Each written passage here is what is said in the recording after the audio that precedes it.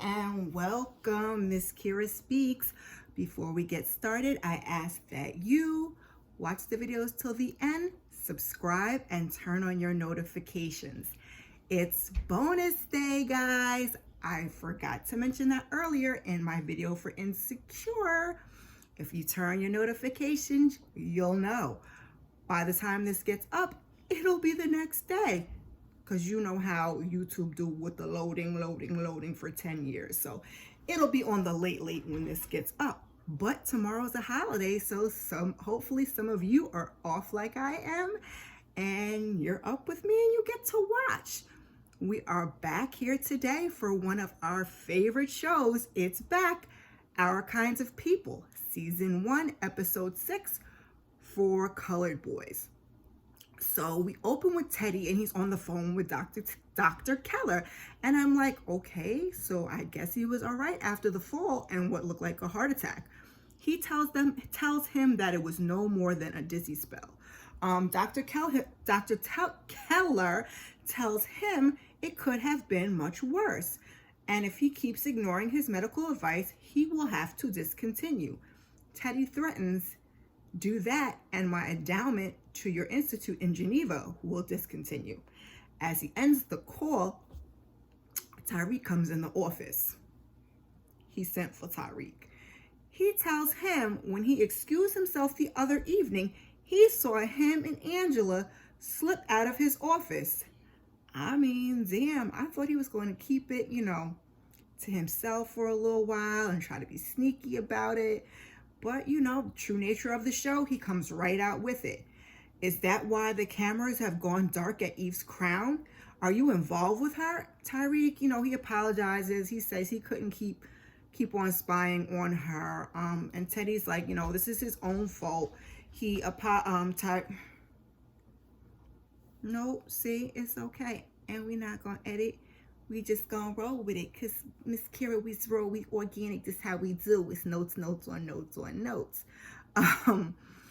So Teddy says it's his own fault. His demands on those closest to him can take a toll. And then they talk about Tyrique's dad and how he lost his life collecting rent when someone high off their mind shot him on the front steps serving an eviction notice, because his dad was supposed to be a bodyguard, but Teddy also sent him to collect rent because he said, he was personable.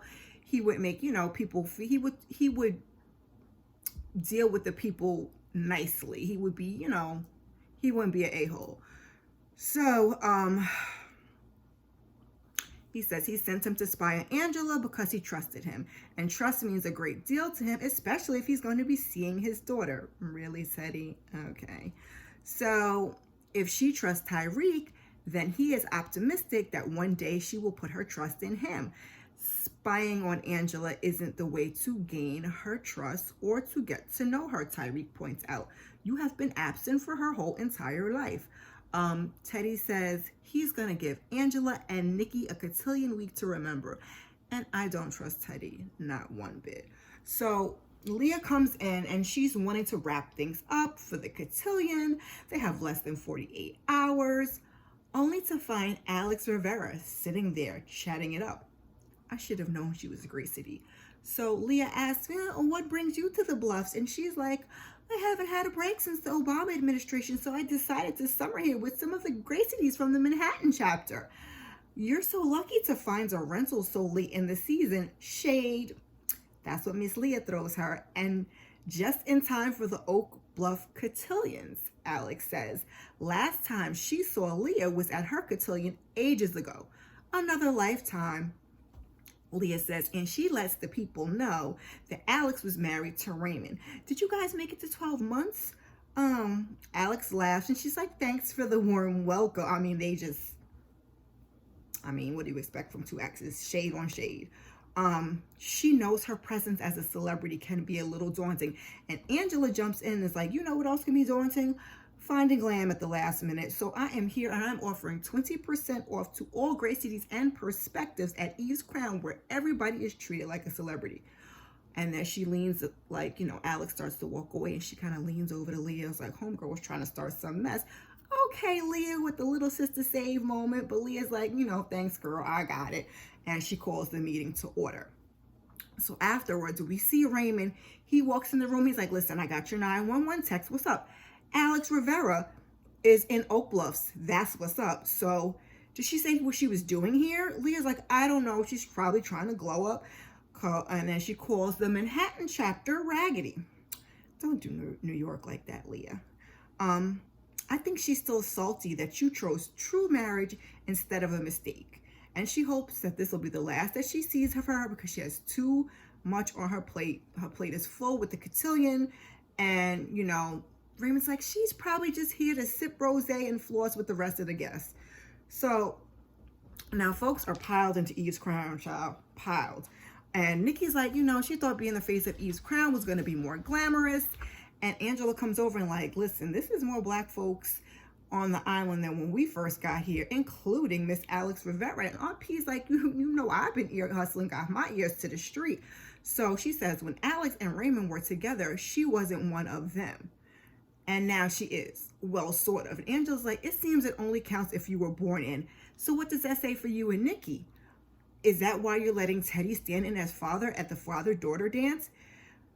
So she's like, this is Aunt P talking. So she's like, he asked, and I thought it would be a great opportunity for Nikki to get to know him. But Aunt P is not buying it. So she's like, how do you really feel? So Angela admits, like, listen, I'm still trying to play the nice daughter game to find out what happened with Mama, but I don't trust him. It feels like everything he does, with an agenda. And she tells Aunt P that her and Tyrique got Lewis's journals from 1983 and 1984. Piggy tells her that she and Tyrique working together is dangerous territory. And she's like, she doesn't know she has a choice. She has to figure it out. And Aunt P's face, she always be looking so suspect. So suspect. So Nikki gets a text from Taylor and she meets her at the beach. She takes off the blindfold that she had on and it's on the sand is like cotillion, yes or, yes and no box. I do not approve. It's a no for me. They're both wrong, but for me, more so Taylor. And how corny, like Lauren wanted you to be her escort and now you're going to escort Nikki? Okay. So she asked her to, she asked Nikki to escort her to the cotillion and Nikki says she'd be honored. And Taylor tells her that her and the other Debs, that what Lauren did was foul and they voted her most congenial. I think it's most, I wrote miss. It's either most or miss. Can't remember what the sash says. So she gives her the sash and Nikki points out that person is to read the letter to fathers. And Taylor's like, listen, I know your dad wasn't around, so if you don't want to do it, you don't have to. And she's like, no, the Debs chose me. I'll do it. I want to. It feels nice to roll the dice. That's what Mama Eve used to say. So now Angela, she's reading Lewis's journal and Teddy comes in, so she has to hide that thing quick. So he stops. He's like, the shop is coming along nicely. And as your mentor, I could offer you some advice on marketing, but it looks like you have it all under control or all covered, whatever he says. So he's there for Nikki and Angela wants to make sure it's not some game to him. I mean, it's Teddy. So, there's that. He says his motives are well-intentioned and he wants to get to know both of them. And he comes bearing gifts. She's like, she can't be bought. So no, he says it's tradition. The father gives the debutante daughter pearls. These pearls belong to his mother, given to her by his father, and he wants to include Nikki in that lineage. Now, didn't Leah give Lauren her pearls and not Raymond? But I guess they're one and the same. But why didn't Lauren get the Grandpa Pope's pearls? Okay, so he offers Angela a gesture. He received a letter from Nate Robinson, so he's not going to hide that either. Okay. The media attention and gossip compelled him to reach out to him. He was hurt that he was not able to protect his daughter from all of that. He gives Angela the letter. He says Nate explains his case and he's been passed over for parole twice. Nate's heart and mind are with you and Nikki, even though the system has failed him. He's compelled to answer his cries for help. He asks you for help, Angela asks. Yeah, I thought that was pretty lame too. He continues on talking about how he's raised funds for the Innocence Project. He's connected. He wants to help. This is the relationship that he wants them to have, us against the world. Didn't Leah say that in her therapy session with Raymond? Angela is shocked. She needs time. She needs to prepare Nikki. And he's like, it won't happen overnight. It could take months. She says she needs time to think about it. And he says he will wait until she makes a decision. He can't give her back the years that he missed, but maybe he can give Nikki a few years with her father. He tells her he is very happy with her and Tyrique. He's a good man. And then he exits. And Angela's face is like, what? How he know about me and Tyrique? So Lauren is laying around and she's in a funk. She is looking at Taylor's social media with chock full of pictures of her and Nikki. Leah comes in and she's like, listen, you're not about to lay around all day and this room is a mess. There will be other Taylors. There's only one you, and I wish you would value yourself a bit more. A statement all girls and young women need to honor. Now, get up. You gotta work since you done got kicked out of the cotillion. So Tyrique and Angela meet up. She's like, you told Teddy about us? She's like, no, he knew already. He saw us leaving the office, but I don't think he knows that we have the journals. Angela's like, I didn't find anything up about my mom or Teddy dealing drugs in there, but she did see something about a Calvin. That's your dad, right? Why would my dad be in Lewis's journals? He only worked for Teddy. That's a good question, Tyrique. You know Teddy's on some bullshit. So he asks her what's wrong, and she tells him that Teddy offered to get Nate out of prison, and she thought about it, and she feels conflicted at the ease that a Franklin is able to get him released when there are other black men in prison wrongfully, unfair sentences that they don't have a Teddy Franklin. And Tyrique's like, listen, Teddy took him in and he changed the course of his life. And when his father died, he made it feel like winning the lottery, hitting the lottery, and he struggled with that. Then he realized that Teddy was just trying to do right by him, and he thinks that he's doing the same for her and Nikki. Take the access that he has, he tells her, and then finds a way to pay it forward. She likes that idea. So now Teddy's trying on his tux. I don't know if he's having a tux fitting, but he's in his office. And Leah comes in and asks him if he'll be able to present the letter to daughters with his condition, especially after his fall. He says he's fine and they have bigger things to worry about. He tells her, listen, you were right about Tyrique. Oh, so he did cut the cameras? And she's like, and he's like, and he's seeing Angela, which means he lied to him, which is his ship to right. He also has to work on his relationship with Angela, and he's going to get Nikki's father out of prison. He tells Leah that he wrote him, and now he has the opportunity. He's going to use it to his advantage to break up Angela and Tyrique. Yes, these are people that we're talking about, not chess pieces. Thank you, Leah, and I hope that you stand by that. So he says he's helping. He can get his soldier back.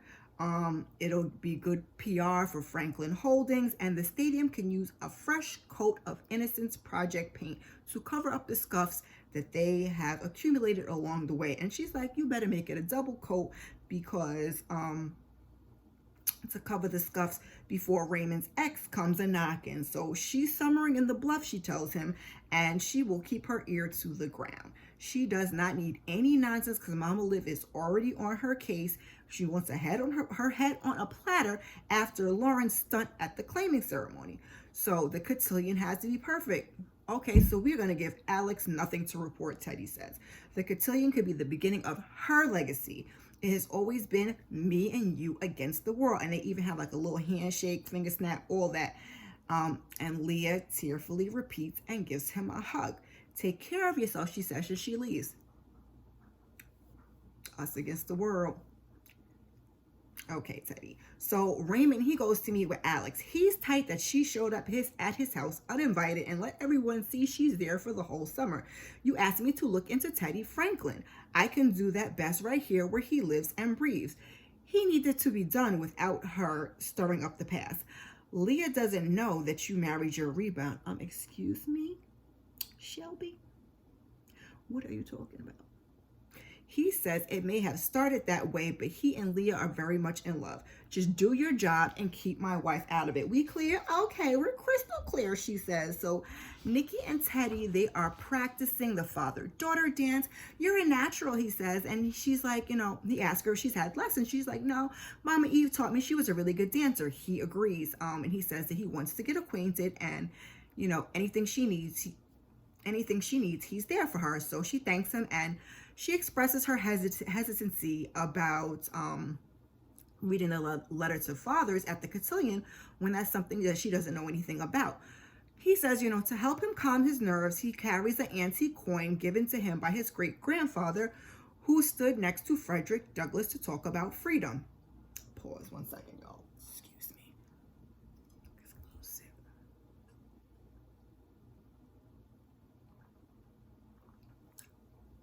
Whenever I get to talking on these videos, that's when the gas bubbles, I guess, run in my mouth. Gets to going in and everything gets to whatever. So Frederick Douglass, boom. It reminds him that they come from a long line of brilliant orators, as do you. And they got the right one, because Joe Morton is quite the orator for real. So she thanks him, and she says she'll see him tomorrow. As she heads out, Lauren is coming in. She apologizes to Nikki for what she did to her at the claiming ceremony. And Nikki apologizes to her because she didn't mean to hurt her with Taylor. It's cool. She gave me a ton of chances, and she just ruined them all and then took it out on Nikki. That you did. But I still don't like the idea of Taylor and Nikki together. So now she's making up for it because her mom is making her work all summer. Don't chip a nail, princess. Nikki says, I'd rather break a nail than be broken. Have fun at the cotillion. She says, she's like, no, seriously, for real, like, I mean it. So, sidebar. So, Teddy and Leah and her family all live in the same house. Like, I wonder that on the last episode, when he invited Angela over to the house for dinner, and then when Lauren got in trouble, she got sent to her room. Y'all probably knew that already, but this is just a late observation on my part from your girl. So, Leah is at Eve's crown getting some clip-ins for the cotillion. I do love to see these two together when they're getting along. So she's like, y'all take cotillion seriously.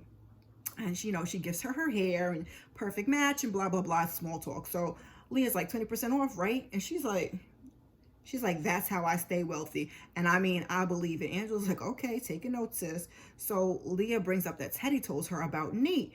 And she's sorry that her and Nikki have to go through that. And if anyone can help, Teddy Franklin can. Angela is all uncomfortable in her face. Modi love. And ask her not to say anything to Nikki. Leah says, listen, I know things with an ex can be tricky, and she wouldn't hurt Nikki. I hope she sincerely means that, because them Franklins are a mess. So good, Angela says, because I don't want to have to take the Boston out on you. Don't do that, Leah says. Something is telling me that your Boston, could possibly, likely beat up my bougie ass up and down the street, Angela says. So they laugh, and she's like, it's too much. She doesn't know how to take it. And baby, she brings up the us against the world, and Leah's face was... But she gains her composure, she pulls it together, and she says that America's justice system has never favored Black people, whether we are wealthy or poor. So helping Nate is a move towards solidarity for all of us. So Angela gets a call, and she's got to take the call. Leah heads on her way. It's Nate. Angela tells him, listen, I read your letter, and she heard his case is up for review. He's like, that's not why he did it.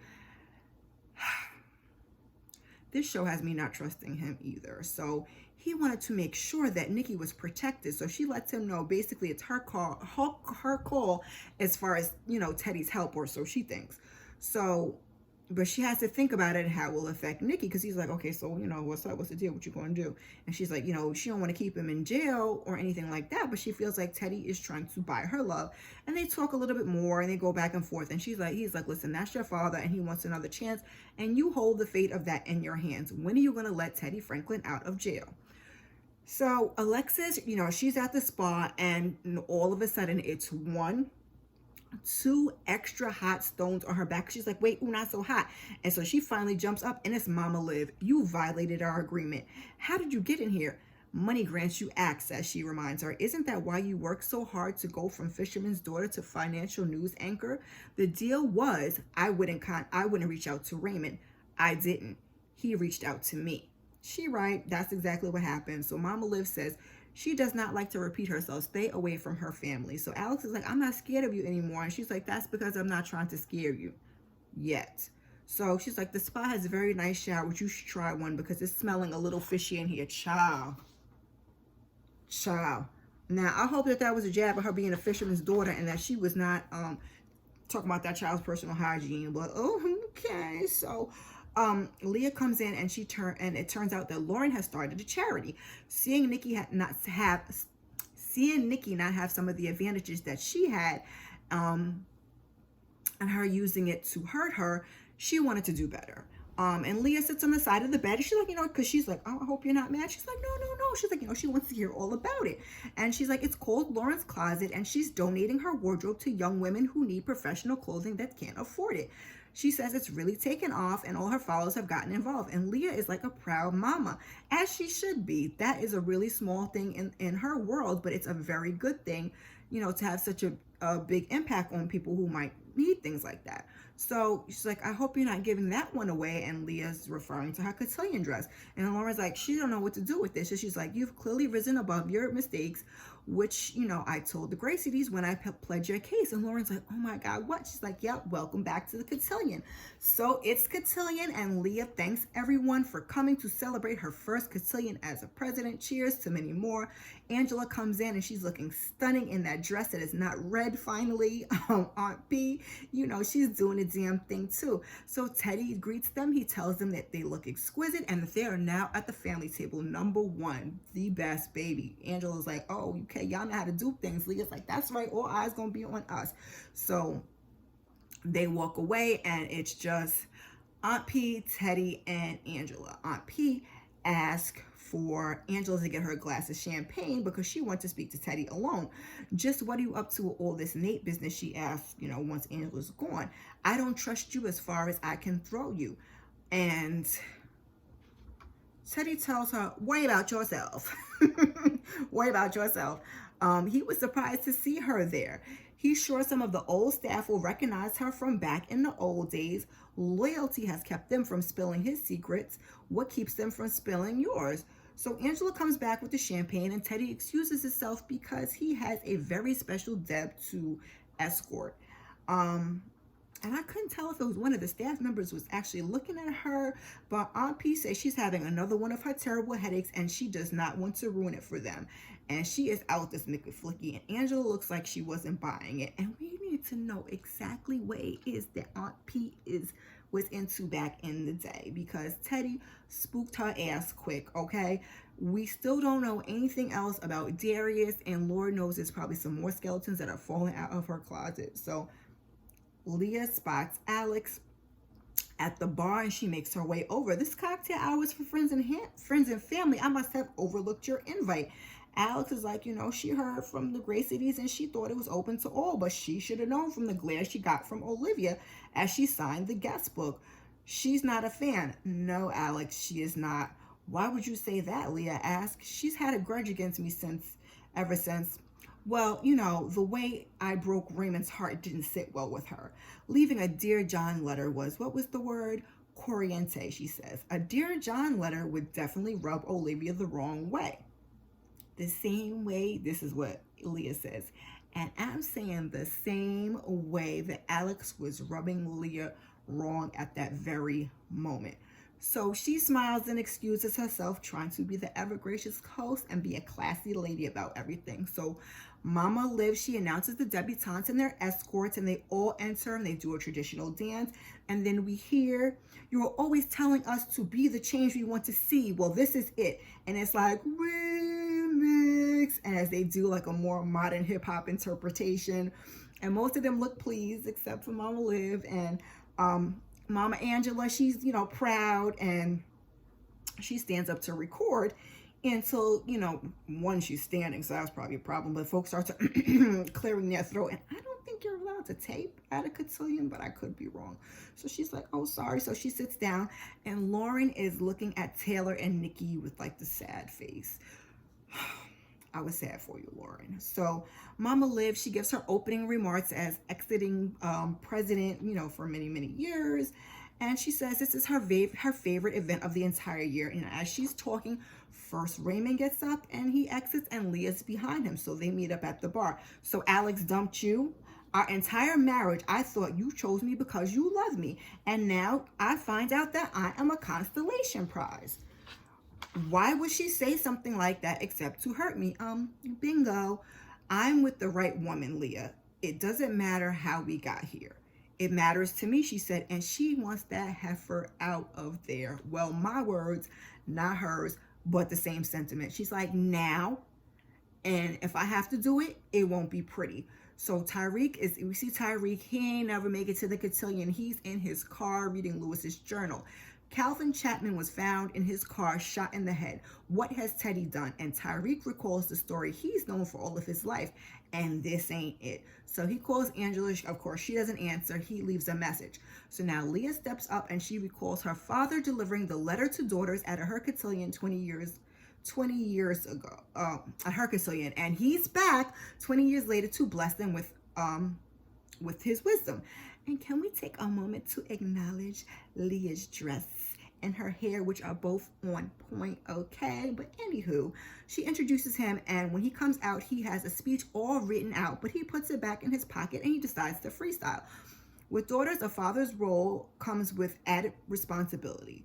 You are the one she comes to in fear and confidence for advice, to lean on at all times. But fathers fall short sometimes, and then he takes that moment to apologize to Angela. She deserved better. He continues on, and Angela has a look of shock, while Leah has a look of disgust. He introduces most congenial, and Nikki takes the podium to deliver letters to fathers. He hands her the coin, and he says, "It's all right, speak from the heart." She does just that. She says she doesn't know what it's like to have a father's love, but she was blessed to have 3 amazing women in her life who made sure she had everything that she needed. Angela is beaming. She's a proud mama. Though all the fathers out there deserve their thanks, my letter to fathers will send some love to all the amazing mothers out there like mine. So the ladies, they dance with their dads, and Nikki is dancing with Teddy, and Leah comes over, she goes over to speak to Angela, and she tells her that the bracelet and the coin are family heirlooms, and Angela's like, I'm still not so sure I should have accepted. And Leah's like, be grateful, he's not always giving. So Teddy comes over, he asks Leah for a dance. Leah is hot. So you use your entire speech to apologize to Angela. I wanted to win her trust. And he says something about, public acknowledgement, blah, blah, blah. So Leah wants to know, where is her public acknowledgement? She has jumped through hoops covering for him, lying to her husband, keeping his diagnosis a secret, all for him. And she is the one who supports him and protects him, not Angela. And then she doesn't even get a mention in the letter to daughters. If you want to spend the rest of your time that you have left with Angela, go ahead. I guess we'll share our last moment at your funeral. And she walks away. And I mean, she's not wrong. As Angela says, he always seems to have an agenda, and he should have, at the very least, taken time to acknowledge the both of them. Like, what? Teddy, he a hot mess, y'all. So he gets a phone call and he walks out, and all the while Alex is sitting there watching all of this unfold. So Nate is in his cell at the Steel Bay prison. The guard comes and tells him, let's go. Okay. So Angela goes over to thank Teddy for what he did for Nikki. You're welcome, and I have good news for you, he says. Nate is going to be released. Released? He spoke to a few of his colleagues, and it turns out Nate is part of a database of cases that were under review after all of those social justice uprisings, and is eligible for immediate release due to gross negligence. He is on his way to the island now. This whole entire time, he is talking. Angela is shocked, and she's shaking her head like, no, this is not happening. What? And I'm sitting here like, what happened to it won't happen overnight. And he'll wait for her to make a decision. Teddy ain't shit. So this is my life. This is my daughter's life. You don't get to just make decisions that affect us. Teddy is Papa Popin like he done did the right thing, and Angela reads him the riot act, and she storms off. So she's like, son, don't even know my life. And Angela, all the Boston is coming out as she's talking to Aunt P. And Piggy's just sitting there eating cake, and she's like, "You want some? You don't trust Ted. You trust Teddy less than I do. You ain't got nothing to say. You don't want to hear what I gotta say." So Angela comes over and she throws Aunt P's cake out. "I want to hear what you have to say." "No, you want to see some furniture moving up in this Mickey flick." "I know that's right. You don't just walk over and throw out somebody's cake while they're still eating it." So the real is this ain't about Teddy. You're mad because you're gonna have to step in some mess that you made. You've been lying to baby girl about her father for 17 years, and it stops tonight. As she said a little more, but Aunt P storms off and she's cussing about the doggone cake. So Tyrique is sitting in Teddy's office with smoke coming out his ears, child. And Teddy notices, you weren't at the cotillion with Angela. He's like, but Tyrique, he got other things on his mind. "How did my father die? The story told me all these years isn't true. Perhaps I misremembered." So Tyrique jumps up. He wants answers. He has been believing this lie his whole life. Why the story when he was found in his car? Because that's where, trigger warning, he shot himself in the head. And he continues, and as Teddy's talking, his breathing is off, like he's having an asthma attack. And he's like, "Your father committed suicide." And then Teddy says Teddy and Tyrique's mom made up the story for the insurance company. And man, I don't know if I'm believing this story either, but Teddy can't catch his breath. Tyrique snatches away and Teddy hits the floor. So as he calls for help, at that very moment, Nate walks in. He was supposed to meet with Teddy. How he get from the jail so quick, I don't know. I think they're both in Massachusetts, but it's sometimes the plot convenience in this is a little too much.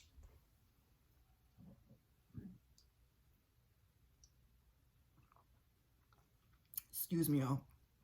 So Raymond, he catches up with Alice. He slides into her limo and tells her, as much as he wants Teddy to pay for what he's done, his marriage comes first. He tells her she's got to go. So they go for a little ride, and she says she would have never answered his call if she knew she'd be chased out of town by a DuPont again. What do you mean again? 20 years ago, she wasn't his mother's vision of the perfect woman for her perfect son. Leah was, and that part is crazy to me because Mama Liv be in Leah's neck. So Olivia and Teddy made sure that their little prince and their little princess could get married and create the dynasty that they both dreamed of. And I can see that because that is how the wealthy stay wealthy, and they got just that. So she says, "Olivia wrote her a check to get out of town. You took money to walk away from our marriage." Olivia and Teddy threatened to have her parents deported.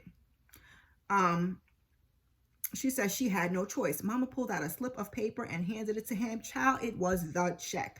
That's a lot of money. She says she never cashed it. She keeps it as a reminder that everything she has, she earned herself. I mean, I guess that's the way to go, but I don't know if I could have done it. Times would have got hard and that check would have got cash, but Raymond says he didn't know. So Alex is crying and Raymond gets a call from Leah. Teddy's had a heart attack, so he rushes on over to the hospital. Nikki's home. She's too hyped. She can't sleep. She's still in the dress, smiling, and Angela comes in because she's about to bust her bubble after what Aunt P said. Like, it's time to tell it all tonight. So she says she doesn't know where to start, but before she can get anything out, Aunt P comes in and she says Tyrique is on the phone. It's Teddy. So Leah is at the hospital with the rest of their family, and they're looking for answers. How long is the surgery going to be? They don't got no answers for them. You know how hospitals be. So Nate is in the chair, and Tyrique is pacing the floor when Angela comes in. Angela and Nikki come in, and I'm thinking she might have left Nikki at home.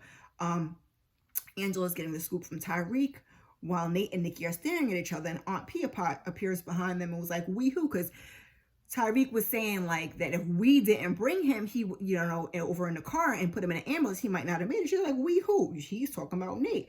So I guess that's why Nikki ain't stay home. So Nikki's like, "Ma, who is that man? Do you know him? Who is this man, Angela?" And she's like, "Listen, I've been trying to, tell you this tell you any other way than this. Tell me what. That man is Nate Robinson, your father." Nikki looks shocked, and that's where that episode ends. Child, they really pick up the pace in the last 5 to 10 minutes of this show every week without fail. I'm curious to see how Nikki responds to the news. I don't think that she's going to take it well.